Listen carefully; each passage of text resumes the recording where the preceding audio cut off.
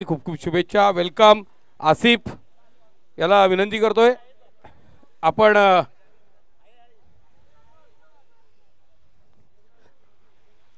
मला वाटतं अगदी काही दिवसांमध्ये म्हणजे आजचा वार शनिवार आहे, शुक्रवारपासून येत्या सर ग्रामपंचायत प्रीमियर लीग अनुभवाला मिळणार आहे.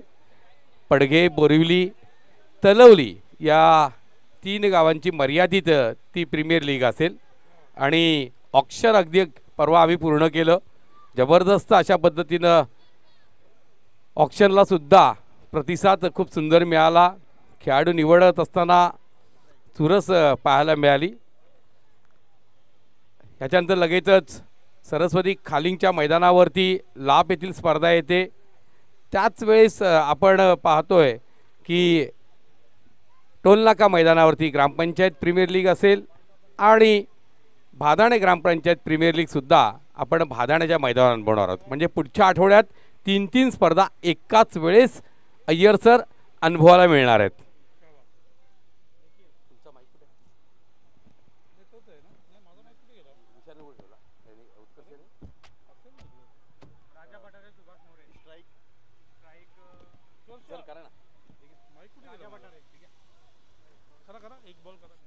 दरम्यान राजा पठारे आणि सुभाष मोरे हे आघाडीचे फलंदाज आहेत. मैदानावरती आपण पाहतोय गोलंदाजी सुरुवात मात्र सापे एंडकडनं केली जाईल.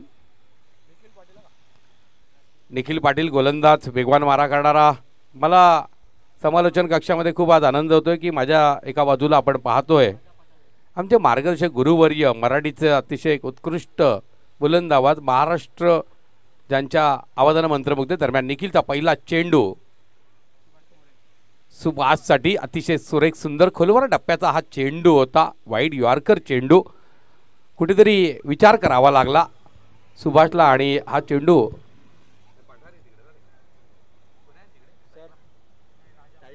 राजा 2:25 पहिला चेंडू टाकला गेला. दरम्यान निखिल पाटील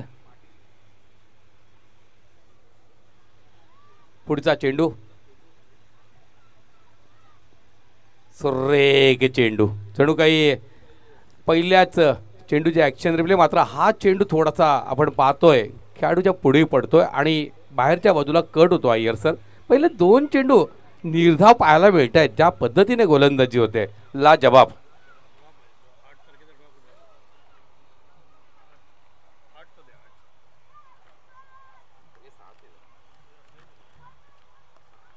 दरम्यान पुढचा चेंडू आता मात्र बंदिस्त करता येणार नाही. कव्हरच्या क्षेत्रात एक देखणा चौकार जोडला जातोय.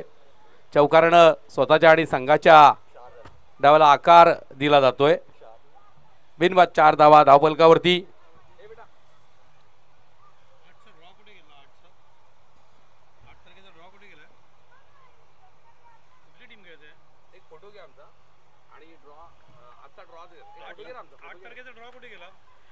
दरम्यान निखिल पाटील यांचा पुढचा चेंडू अतिशय सुरेख रीतीने फटका खेळला जातोय, कारण उजव्या एष्टीच्या अतिरिक्त बाहेर चेंडू जाणीवपूर्वक ठेवला होता आणि या फटक्यावरती जणू काही चपराक मारावी अशा पद्धतीनं हा चपराक फटका आपला पाहायला मिळतोय. चौकार त्याचं परावर्तन केलं. 8 धावा धावफलकावरती.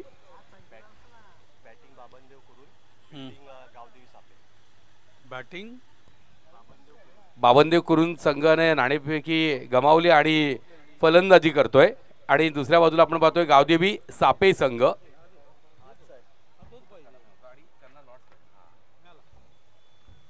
8 धावा. निखिल पाटील गोलंदाजी करतोय. पुढचा चेंडू देखणा प्रहार. निश्चितच चेंडू जातोय हवेमध्ये, मात्र क्षेत्ररक्षक त्या ठिकाणी नाहीये. स्वाभाविकपणे एका टप्प्याच्या साहाय्याने चेंडू जाईल डीप स्क्वेअर लेगच्या क्षेत्रात. सीमा रेषा पार चौकार. चौकाराची हॅट्रिक पूर्ण केली जाते. टाळ्याचा गजर सुरू ठेवायचा आहे बाबनदेव करून, कारण आपल्या फलंदाजाकडनं चौकाराची हॅट्रिक पाहायला मिळालेली आहे. 12 धावा.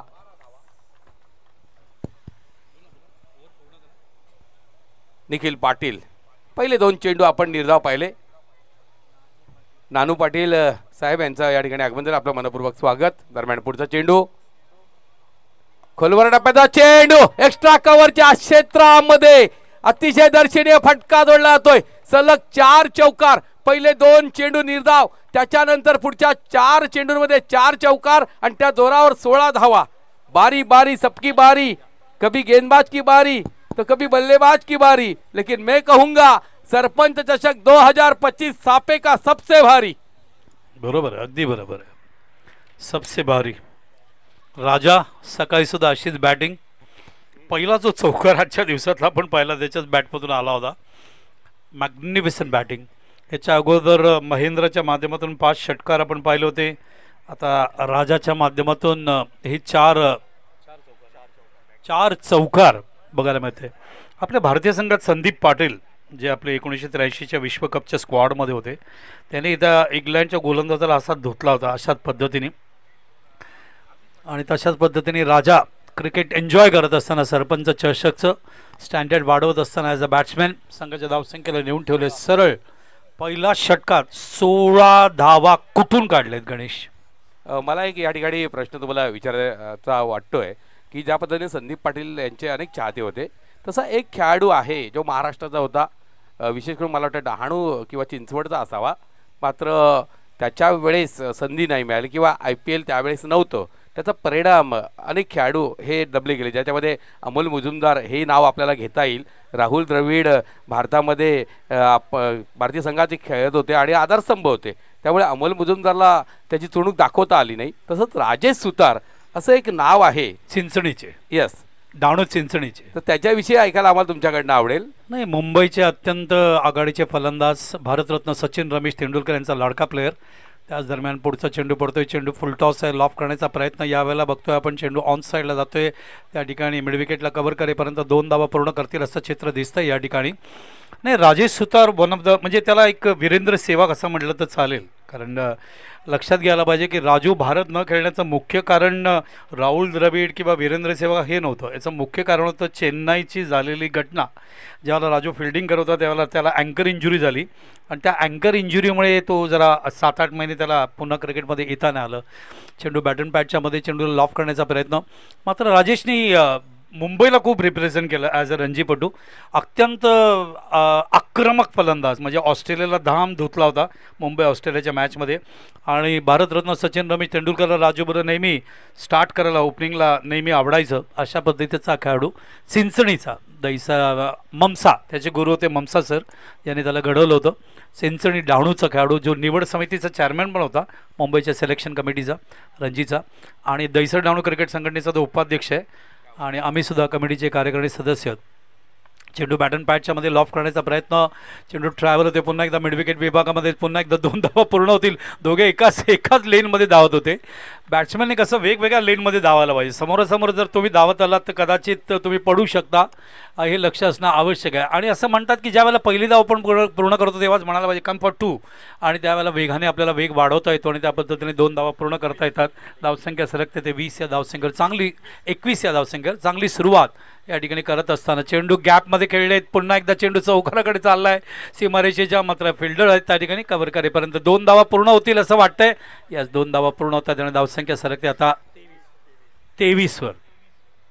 ज्ञानेश्वर याला लंचची सूट दिलेली आहे आणि आमचे मित्र आसिफ या ठिकाणी आम्हाला स्कोरिंगसाठी मदत करा. Is a cricketer also, yes, best fielder. आणि Asif Iqbal one of the great captain पाकिस्तानचे, यांनी भारतासमोर सुद्धा खूप चांगली कॅप्टनशिप केली भरपूर वेळा.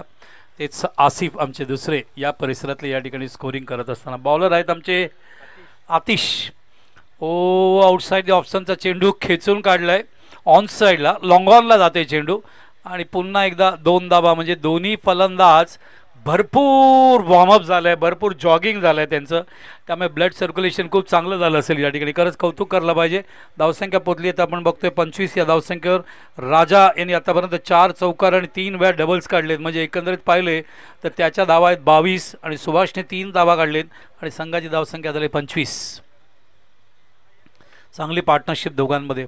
स्क्वायर कट केलंय, चेंडू जातोय थर्ड मॅन बाउंड्रीकडे आणि चेंडू सीमारेषेच्या बाहेर. मॅग्निफिसंट बॅटिंग, 29 धावांची पार्टनरशिप राजा आणि सुभाष यांच्यामध्ये चांगली सुरुवात आपल्या संघासाठी करत असताना आणि 2 षटकांचा खेळ पूर्ण होतोय. 2 षटकामध्ये 29 धावा, पहिल्या षटकात 16, दुसऱ्या षटकात 13, तब्बल 14.5 धावा कुठून कुठून काढलेत गणेश.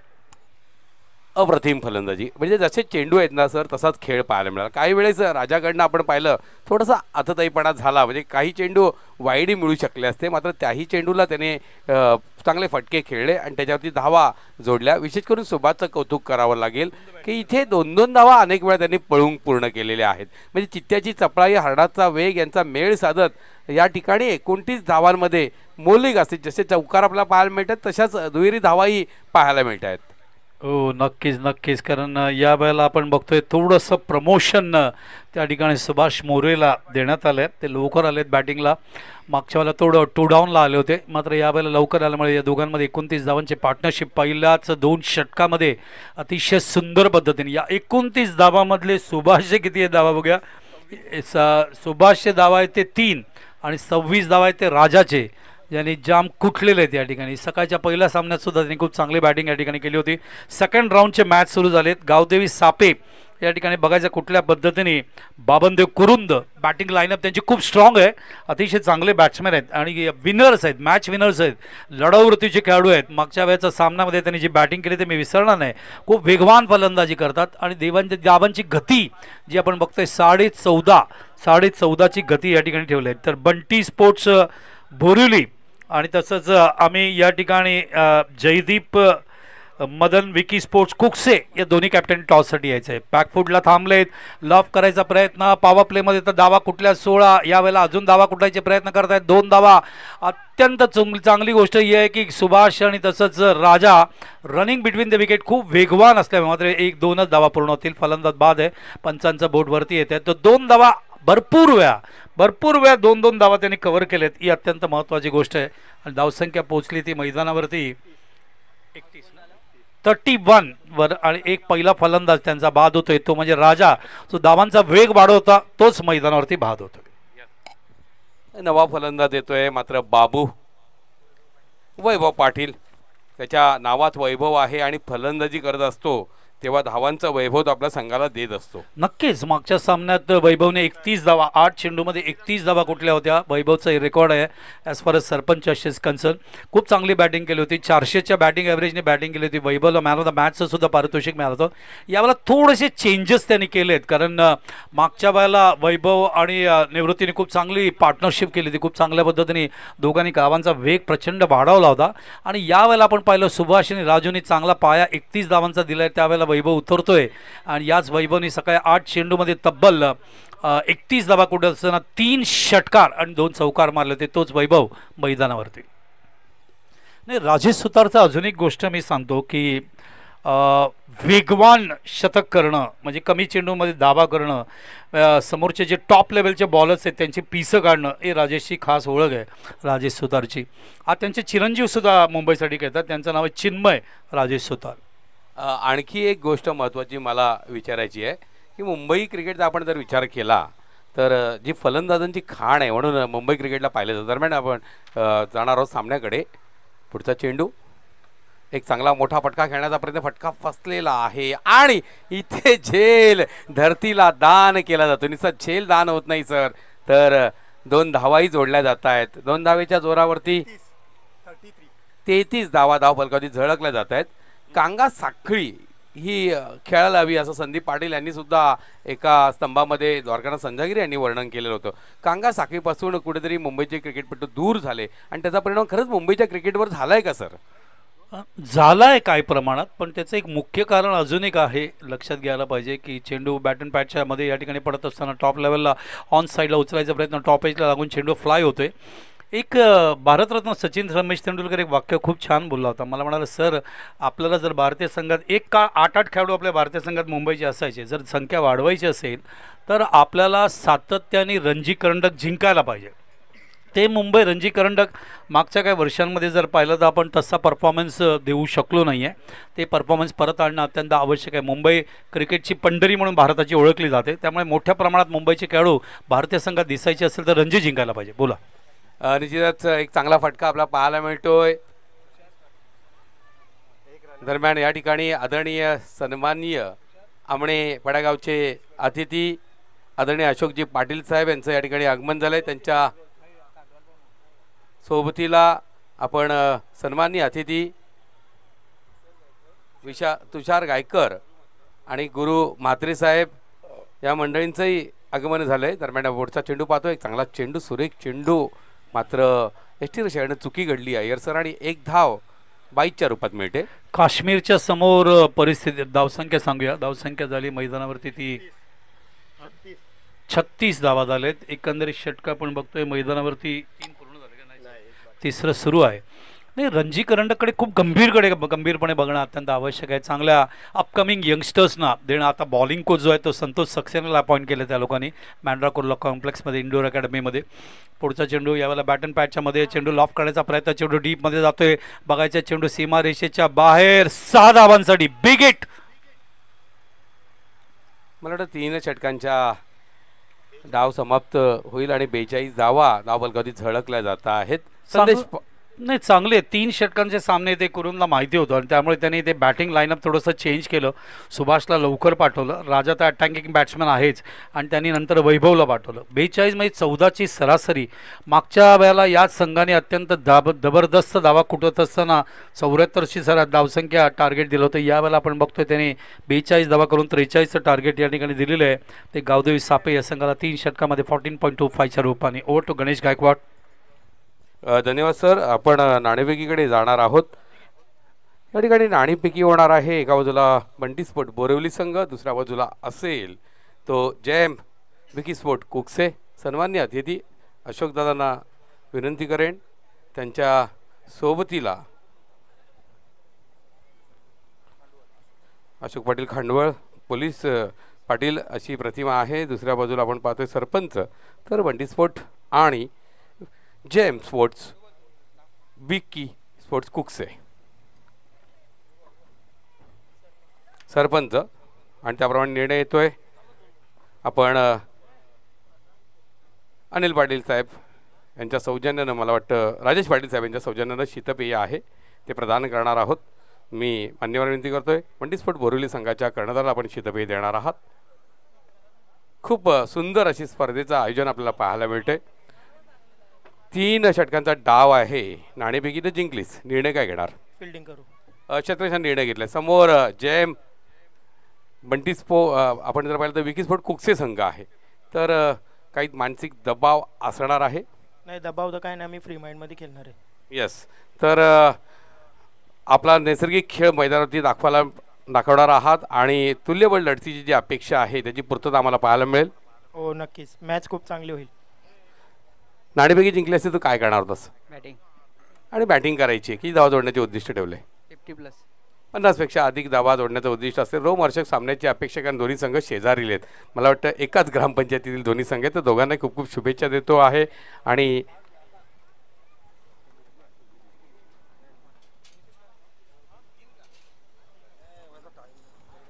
धन्यवाद गणेश.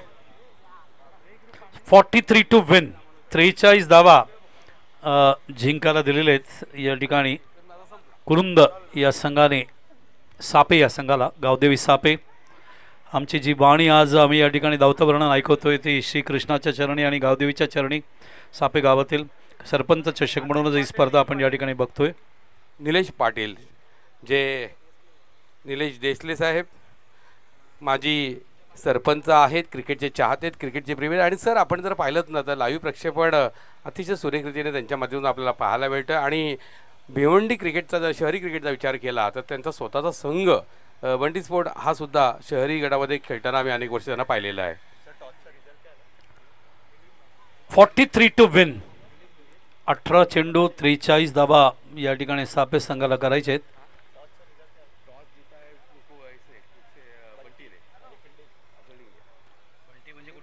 मिलिंद भोईर साहेब यांचं या ठिकाणी आगमन झालं, आपलं मनपूर्वक स्वागत. राजेश पाटील साहेब यांचं आगमन झालं, आपले मनपूर्वक स्वागत.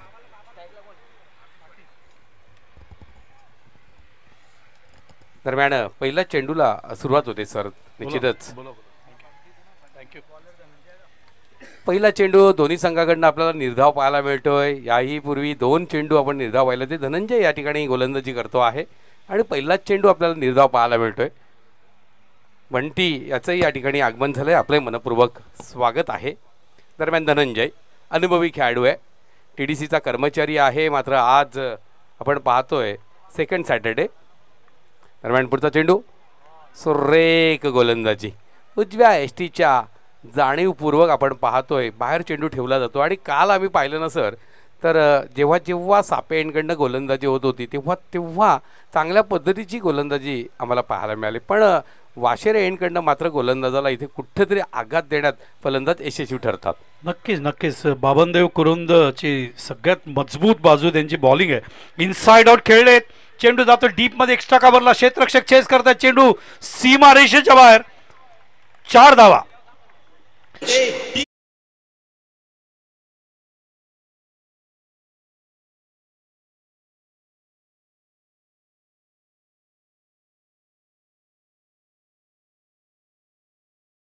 विविधता फार महत्त्वाची. एकाच टप्प्यावर जर तुम्ही गोलंदाजी करू लागाल तर फलंदाजाचं लक्षात येतं. आणि या ठिकाणी आपण पाहिलं फलंदाजाने हे हेरलं आणि ज्या पद्धतीनं डीप एक्स्ट्रा कव्हरच्या क्षेत्रात हा फटका खेळला गेला, सुरक्षित फटका होता, कारण पॉवर प्लेचं षटक आहे. एका टप्प्याच्या साहाय्याने चेंडू सीमारेषा पार गेला, 4 धावेनं स्टार्ट मिळालाय. यस, नक्कीच नक्कीच. धनंजय हा चांगला गोलंदाज आहे. मागच्या वेळेला 6 धावा देत असताना 2 गडी बाद केले होते. यावेळेला स्टेप आउट होऊन खूप सुंदर पद्धतीने लॉंग ऑन बाउंड्रीच्या बाहेर 6 धावांसाठी सापे संघ या ठिकाणी दाखवतोय की चेस करणं आवश्यक आहे. सेकंड राऊंडचा सामना आहे आणि त्यामुळे चेस करून पुढे जाणं तिसऱ्या फेरीमध्ये अत्यंत आवश्यक बाब आहे.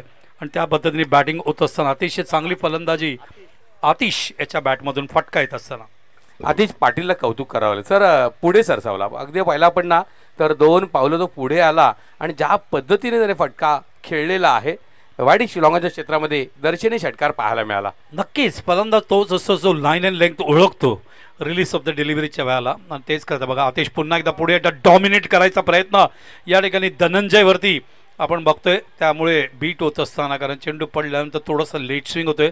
धनंजयची खासियत ही आहे की धनंजय लेंथ आणि लाईन थोडं हळूहळू बदलतात, वेगामध्ये थोडं परिवर्तन आणतात. मागच्या वेळेला सुरेख गोलंदाजी केली. इव्हन तो इनसाइड आउट जो खेळला तो अडकवण्याचा प्रयत्न होता पॉवर प्लेमध्ये. जे फिल्डर अर्धचंद्र इथे उभे आहेत, आपण बघतोय शॉर्ट थर्ड मॅन आहे, पॉईंट आहे, शॉर्ट एक्स्ट्रा कव्हर आहे, मिड ऑफ आहे, इथे अडकवण्याचा प्रयत्न होता. चेंडू या वेळेला लॉफ केलाय, पुन्हा एकदा सुरेख बॉटम हँड, कारण पॉवर प्ले, पॉवर प्लेचा कसा योग्य वापर करावा त्या ठिकाणी आतिश दाखवत असताना मागचा चेंडू डॉट गेला होता, बॅक ऑफ द ब्रेन लक्षात होतं आणि चौकार मारल्यामुळे धावसंख्या फुलते.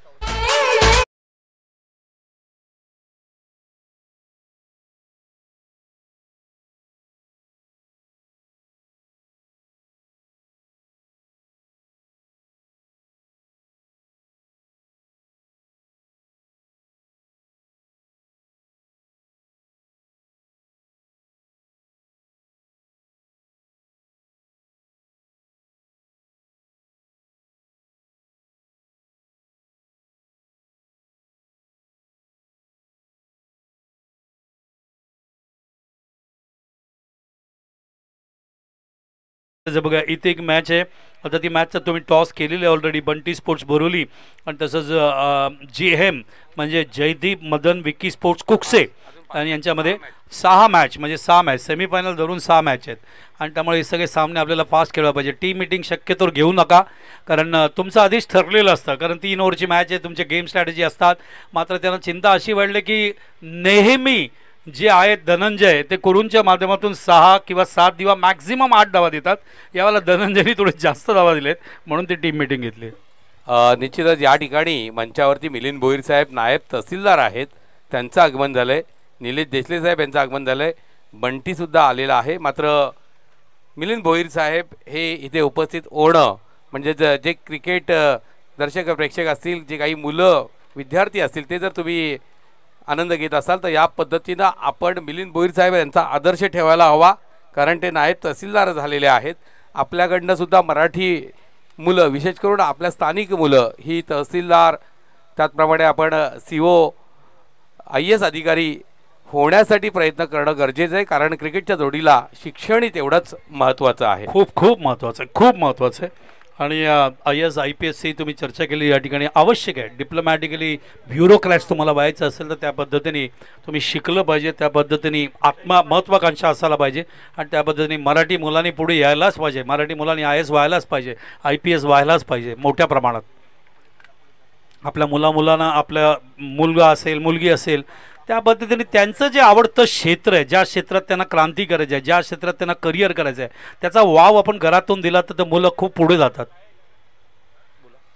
निश्चितच एक सुरेख चेंडू मात्र दूरवरनं खेळला होता. स्वाभाविकपणे चेंडूवरती मोठ्या धावा मिळत नाहीत, मात्र एक धाव मिळते. निलेश देसले यांच्या सौजन्यानं संपूर्ण भिवंडी तालुक्यात 612 या चॅनलवरनं आपण घरी बसल्यासुद्धा या स्पर्धेचा आनंद घेत आहोत आणि त्यासाठी निलेश देसले साहेब यांना सुद्धा मनपूर्वक धन्यवाद देतोय. कारण या स्पर्धेचं लाईव्ह प्रक्षेपण पूर्ण भिवंडी तालुक्यात आपल्याला पाहायला मिळते आणि प्रिन्स मूवीच्या माध्यमातून आपण पाहतोच आहोत. अतिशय सुरेख सुंदर रीतीनं हे प्रक्षेपण आहे. पारदर्शकता हे प्रिन्स मूवीचं वैशिष्ट्य आहे. प्रश्नच नाही. टेलिकास्टच्या बाबतीत भिवंडीचा हात कोणीच धरू शकत नाही. लाईव्ह टेलिकास्टच्या बाबतीत अत्यंत क्लासिक टेलिकास्ट असतं. कारण आणि भिवंडीचं क्रिकेट मागच्या काही वर्षांमध्ये ज्या वेगाने प्रगतीच्या मार्गावर ग्राफवर पुढे जाते ते कौतुकास्पद आहे. लॉफ करायचा प्रयत्न मात्र मिस टाईम झालाय. जेल असण्याची शक्यता आहे. जज करतायत त्या ठिकाणी मात्र जेल सुटतोय. Catches win the matches. जेल घ्याल तर सामना जिंकाल, नाहीतर तुम्ही सामना जिंकू शकत नाही. जेल सुटलं नाही पाहिजे कारण एका बाजूला गोलंदाज खूप कष्ट घेत असतात. अशा वेळेला तुम्ही जज करणं आवश्यक आहे. खूप चांगल्या पद्धतीने जज करून तुम्ही जेल कन्वर्ट करणं आवश्यक आहे. 1983चा विश्वकप म्हणता जो कपिल निकनचा जेल आठवा तो जर घेतला नसता तर 1983ला आपण वर्ल्ड कप जिंकू शकलो. प्रुडेन्शियल वर्ल्ड कप उचललाच नसता. हे आपण विसरता कामा नये. येस, सूर्यकुमार यादव यालाही विसरता कामा नये. T20मध्ये जो पद्धतीने त्यांनी जेल टिपला होता त्याच वेळेला हा 4 धावा बाउंड्री या ठिकाणी बघायला म्हणजे सापे चांगलं फाईट करत आहे. कारण धावसंख्या पुढे सरकते. कारण 43 धावा करायच्या 43 मधले आपण बघतोय 21 धावा या ठिकाणी आलेले आहेत. अजूनही 22 धावांची गरज आहे आणि जेव्हापर्यंत मैदानावरती तिथे आतिश आहे आणि त्यापर्यंत आतिश 20 धावांवर खेळतोय. एकटा किल्ला लढवतोय. वन मॅन आर्मी ज्याला म्हणतोय मराठीमध्ये, एक पात्री अभिनय म्हणतात ना, त्या पद्धतीने बॅटिंग करतोय. लाजबाब फलंदाजी. यावर्षी आपण पाहिलं तर आतिश पाटील खूप बहरलेला आहे. अनेक स्पर्धांमध्ये आतिश पाटीलनं एक हाती तंबू लढवलेला आहे. नाही, खूप आवश्यक आहे. प्रत्येक टीममध्ये असा एक खेळाडू असतो जसं आपला T20चा कॅप्टन सूर्यकुमार यादव आपण बघतोय. खूप सुंदर पद्धतीने स्क्वाड ड्राईव्ह होता. खेळणं अत्यंत कठीण असतं. चेंडू जातो डीपमध्ये बॅकवर्ड पॉईंटला. क्षेत्ररक्षक कमीपर्यंत कभी हा कभी ना, दोघेही थांबले. मात्र चांगला निर्णय होता, नाही तर दुर्दैवी पद्धतीने धावबाद झाले असते. चक्रव्यूहमध्ये अडकवायचा प्रयत्न होता फिल्डिंगच्या माध्यमातून त्या ठिकाणी. मात्र स्क्वाड ड्राईव्ह क्लासिक होता. स्क्वाड ड्राईव्ह खेळणं तेवढं सोपं नाही आहे. सगळे स्क्वाड ड्राईव्ह खेळत नाही आहेत. ज्या वेळेला एका पट्ट्यात येऊन चेंडूला ऑफ व्हॉली करून आपण ड्राईव्ह करतो पॉईंटला किंवा बॅकवर्ड पॉईंटला, त्याला स्क्वाड ड्राईव्ह म्हणतात. तो फटका खेळत असताना फलंदाज मैदानावरती आपल्याला बघायला मिळाला Atish Patil. Playing a different type of cricket, high standard cricket. Ganesh, अतिशय दर्जेदार अशा पद्धतीनं आपला खेळ पाहायला मिळतो. एका बाजूला बावनदेव कुरुन संघ आहे. दर्जेदार अशी गोलंदाजी केली जाते आणि तेवढीच फलंदाजी दर्जेदार आपल्याला पाहायला मिळते सापे संघाकडनं. सफल होते फलंदाज. खाली बसले होते थोडेसे, मात्र चेंडू ऑन साईडला वळवायचा प्रयत्न, मात्र चेंडू बघायचा आहे कव्हर करेपर्यंत. त्या ठिकाणी दोघांचं अंडरस्टँडिंग एवढी सुंदर आहे. स्ट्राईक रोटेट करतायत, दबाव वाढवत आहेत, सिंगलला डबलमध्ये कन्वर्ट करतायत, डबलला बाउंड्रीमध्ये कन्वर्ट करतायत. एखादा खराब चेंडू मारला तर सीमारेषेच्या पलीकडे कसं खेळता येईल. दोघांमध्ये एक वेगळीच केमिस्ट्री मैदानावर आतिश आणि निखिलमध्ये सुरू आहे. बघा, जास्त धावा आतिशनी कुठले आहेत. निखिलकडे स्ट्राईक एवढा नाही आलाय, मात्र स्ट्राईक रोटेट करून तो आतिशला मॅक्झिमम द्यायचा प्रयत्न करतोय. पुढचा चेंडू दाबून खेळतात. अंडरआर्म बॉक्स क्रिकेट सारखं चेंडू जाईपर्यंत हा असा एक फटका आहे, तो फिल्डरकडे जाईपर्यंत एक धाव कन्वर्ट करता येतो, तसा फटका या ठिकाणी खेळत असताना चाणक्य फटका. तर एकंदरीत षटकं पूर्ण होतात मैदानावरती. आपण बघतोय 2 पहिलं षटक आताळलं होतं धनंजयनी, दुसरं शैलेश पाटील यांनी आणि 2 षटकानंतर धावसंख्या झाली मैदानावरती ती 24 धावा. म्हणजे अजूनही मैदानावर 12 चेंडूंचा खेळ, 12 नाही 6 चेंडूंचा खेळ बाकी आहे आणि 6 चेंडूमध्ये धावा पाहिजे ते 19. म्हणजे 3 षटकांचा सामना असल्यामुळे 7 चेंडू 19 आहे आणि अतिशय तर सगळं शक्य आहे. सगळं शक्य असं म्हणता येणार नाही, कारण मैदानावरची जी सिच्युएशन आहे ती सुद्धा तेवढीच महत्त्वाची ठरेल आणि चेंडू कोणाच्या हातात जातो आहे हे पाहणं निर्णायक असेल. कारण तिसरं षटक आहे, हाडामारचं षटक आहे, पण इथून काही होऊ शकतं. इथून करून संघ विजयी होऊ शकतोय, कारण 19 धावा आहेत. एक मोठं आव्हान आहे 6 चेंडूंमध्ये. मात्र समोर आतिश पाटील आहे, हे विसरता येणार नाही. नाही, मला एकच डिफरन्स असं वाटतं, एक रिडिंगच्या दृष्टीने बोलतो बघा. बाबनदेव कुरून सेकंड मॅच खेळतोय, दुसऱ्या बाजूला जर सापे परत त्यांना बाय मिळालं ते पहिला सामना खेळतायत आजच्या दिवसातला, अँड दॅट इज मात्र होम टीम असल्यामुळे तो एक ॲडव्हान्टेज आहे. मात्र एकही विकेट गमावली नाही, एक मजबूत बाजू आहे. मात्र दुसरी मायनस बाजू असं म्हणणार नाही, 50-50 म्हणता येईल आपल्याला. 6 चेंडू आणि 19 धावा अशक्यप्राय गोष्ट नाही आहे. मात्र तुम्ही म्हणाल त्याप्रमाणे गोलंदाज कोण आणतात, कोणाच्या हातात चेंडू दिला जातोय, कारण ज्या करूननी सकाळी इकॉनॉमिकल बॉलिंग केली होती त्याच करूनला या ठिकाणी पहिल्या षटकात धावा गेल्या मैदानावर 14, दुसऱ्या षटकात धावा गेल्या 10 आणि तिसऱ्या षटकात धावा आहेत 19. म्हणजे इथे थोडासा एक 5 ते 7 धावांचा फरक आहे. तो आतिश आणि निखिल कुठल्या पद्धतीने कव्हर करतायत याच्यावर लक्ष राहील as far as home ground is concern. आणि जे आणखी एक तुम्ही उल्लेख अतिशय सुंदर केला, म्हणजे एक समालोचक कसं असतो बघा, त्या दोघांची अंडरस्टँडिंग म्हणा, दोघंही चुलत बंधू आहेत. म्हणजे इथे एक जमेची बाजू आहे, दोघं चुलत बंधूपेक्षा दोघं चांगले मित्र आहेत आणि त्याच्यामुळे त्यांची अंडरस्टँडिंग खूप छान आहे. येस, आतिश थोडा मॅच्युर्ड बॅट्समॅन वाटतो मला. गोलंदाज आहेत राजा. पहिला चेंडू लेट स्विंग केला, मात्र जास्त बाहेर आहे, वाईटचा इशारा. चेंडू शिल्लक आहेत 6, धावा हवेत 18. राजा असं रनअप जास्त नाही आहे, मात्र त्याचं वैशिष्ट्य असं आहे की आमच्या रिलायन्स एनर्जीला दीपक नायडू म्हणून एक खेळाडू खेळायचे, शोल्डरचा वापर करतो, स्विंगवर भर देतो, लाईन अँड लेंथवर भर देतो. 6 चेंडू 18 धावा. लॉफ केलंय आतिशेने, जेल असणार. आतिशला अडकवण्यासाठी ती मीटिंग होती आणि sandy stylish cricketer of this team अतिशय सुंदर पद्धतीने आतिशचा जेल टिपत असताना आतिशची खेळी या ठिकाणी पूर्ण होते. गणेश, येस, थोडं डीजे.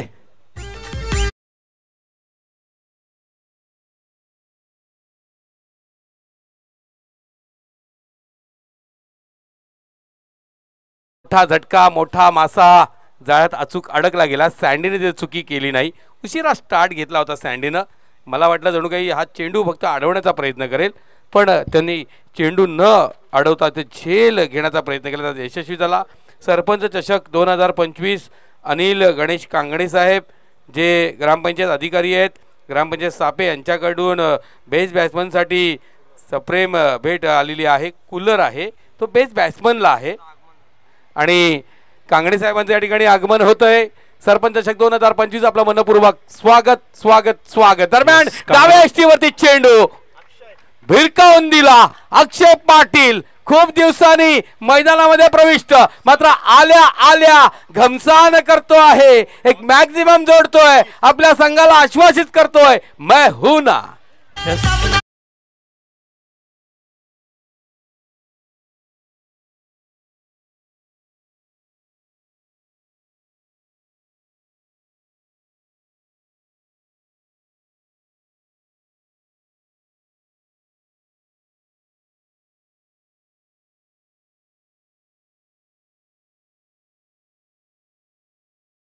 चार चेंडू 12 धावा.